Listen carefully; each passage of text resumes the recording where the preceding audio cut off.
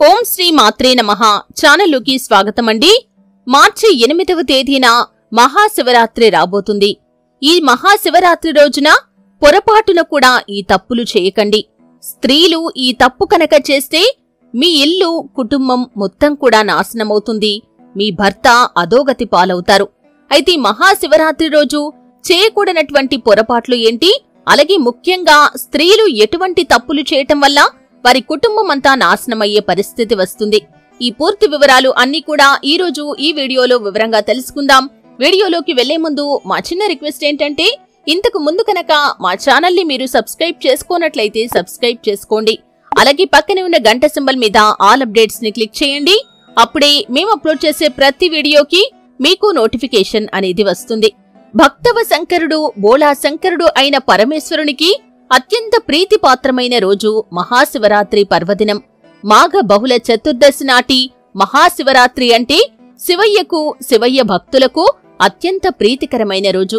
మహాశివరాత్రి రోజు ప్రతి ఒక్కరూ ఉపవాసం, జాగరణ దీక్షలతో రోజంతా కూడా శివనామస్మరణతో గడుపుతారు.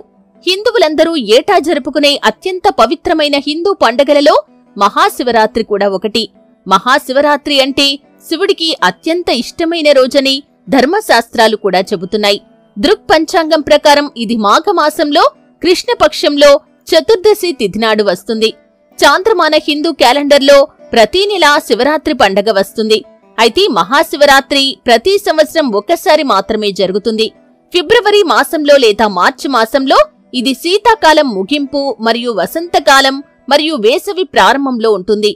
ప్రేమ, శక్తి మరియు ఏకత్వం యొక్క స్వరూపంగా ఇది శివ మరియు శక్తి కలయిక యొక్క రాత్రిగా భావించటం వల్ల ఇది శుభప్రదంగా పరిగణించబడుతుంది. మహాశివరాత్రి శివ పార్వతుల కలయిక యొక్క గొప్ప పండగ. హిందూ పురాణాల ప్రకారం మహాశివరాత్రి సందర్భంగా శివుడు మరియు మాతా పార్వతి వివాహం చేసుకున్నారని నమ్ముతారు. పరమశివుడు పురుషుణ్ణి సూచిస్తే పార్వతి ప్రకృతిని సూచిస్తుంది. ఈ చైతన్యం మరియు శక్తి కలయిక సృష్టిని ప్రోత్సహిస్తుంది. జీవితంలో చీకటిని, అజ్ఞానాన్ని పారద్రోలేందుకు కూడా మహాశివరాత్రి పర్వదినాన్ని జరుపుకుంటారు. మహాశివరాత్రి పర్వదినాన ప్రతి ఒక్కరూ అభిషేక ప్రియుడైన శివుణ్ణి అభిషేక జలాలతో, బిల్వార్చనలతో, రుద్రాభిషేకాలతో పూజిస్తారు. శివనామస్మరణతో శివుడికి దగ్గరగా ఉండటానికి ప్రయత్నిస్తారు. ఎటువంటి ఆహారం తీసుకోకుండా ఉపవాస దీక్షలు చేస్తారు. రాత్రి వేళల్లో జాగరణ దీక్షలతో స్వామివారిని పూజిస్తారు. శివరాత్రి రోజున శివుడికి అభిషేకం, శివారాధన అత్యంత పవిత్రమైందిగా, అత్యంత ప్రాధాన్యత కలిగినదిగా చెబుతారు.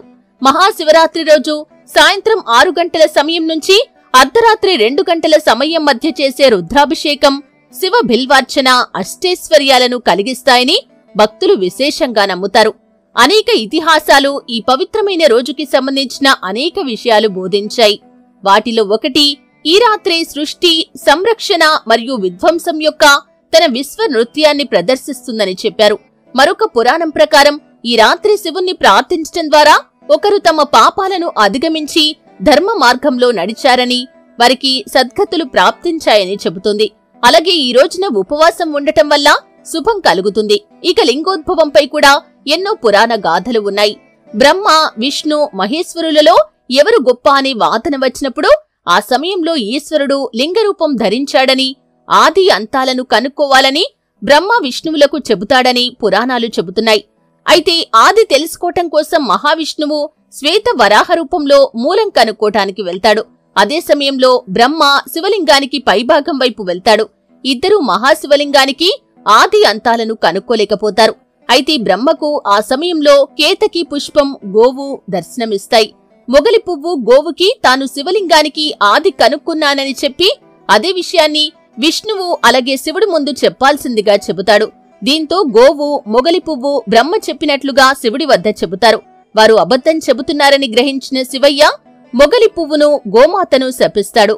అబద్ధం చెప్పినందుకు బ్రహ్మదేవుడికి భూలోకంలో గుడి కాని, పూజలు కాని ఉండవని శాపమిస్తాడు.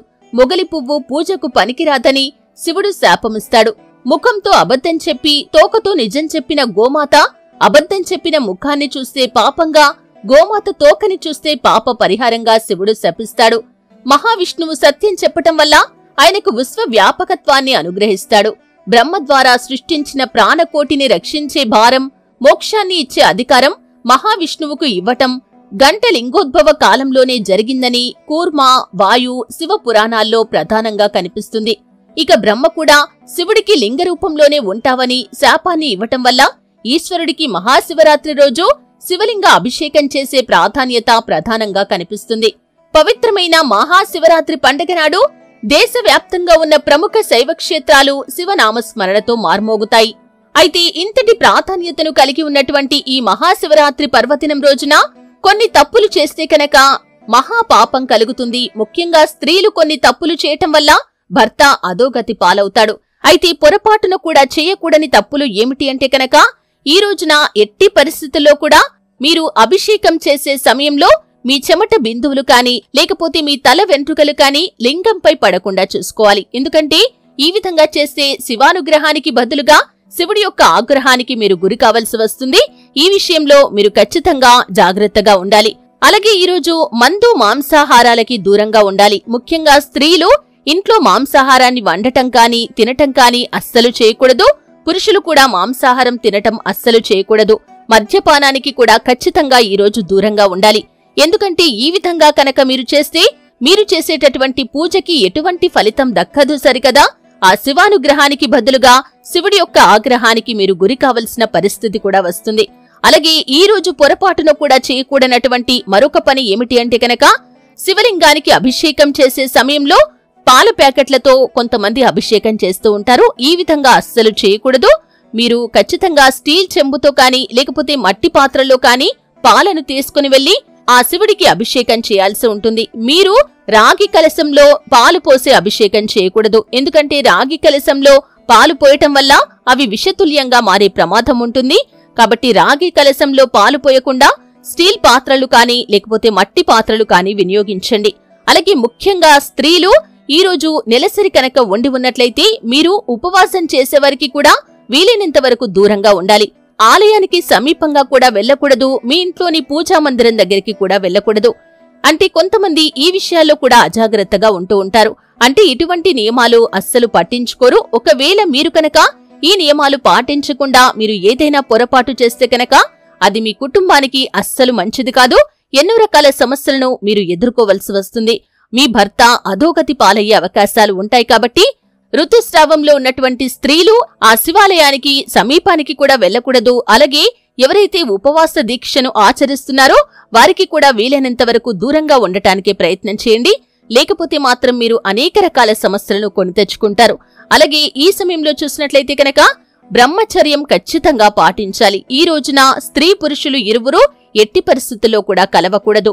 భార్యాభర్తల కలయిక అనేది ఈ రోజున అస్సలు జరగకూడదు. ఈ విధంగా చేస్తే కనుక మీరు రోజంతా పూజ చేసినా కాని ఉపవాసం ఉన్నా కాని జాగరణ చేసినా కాని ఎటువంటి ఫలితం అనేది మీకు దక్కదు. కాబట్టి ఈ రోజున పొరపాటున కూడా భార్యాభర్తల కలయిక అనేది అస్సలు జరగకూడదు. ఇటువంటి నియమాలు మీరు కనుక ఉల్లంఘిస్తే ఆ శివానుగ్రహానికి బదులుగా శివుడి యొక్క ఆగ్రహానికి మీరు గురి కావలసి వస్తుంది. అలాగే ఉపవాసం ఆచరించేవారు కొన్ని విషయాల్లో జాగ్రత్తగా ఉండాలి. మీ ఆరోగ్యం సహకరిస్తేనే మీరు పూర్తిగా ఉపవాసం ఉండండి. ఒకవేళ మీరు ఏదైనా అనారోగ్య సమస్యలతో బాధపడుతున్నట్లయితే మీరు పండ్లు కాని పండ్ల రసాలు కాని సేవించవచ్చు. అలాగే ఆ శివ భగవానుడికి నైవేద్యంగా పెట్టిన వాటిని కూడా మీరు తీసుకోవచ్చు. ఈ విధంగా చేయటంలో ఎటువంటి తప్పు కూడా లేదు. ఎందుకంటే శివుడు తన భక్తులు ఎప్పుడూ కూడా ఆయురారోగ్యాలతో ఉండాలని కోరుకుంటాడు. అంతే తప్ప మీరు ఆరోగ్యాన్ని పాడు చేసుకుని ఉపవాసం చేయాలని జాగరణ చెయ్యాలని ఆ శివుడు కూడా కోరుకోడు. కాబట్టి మీ యొక్క ఆరోగ్య పరిస్థితుల దృష్ట్యా కొన్ని నియమాలను వెసులుబాటు కూడా చేసుకోవచ్చు.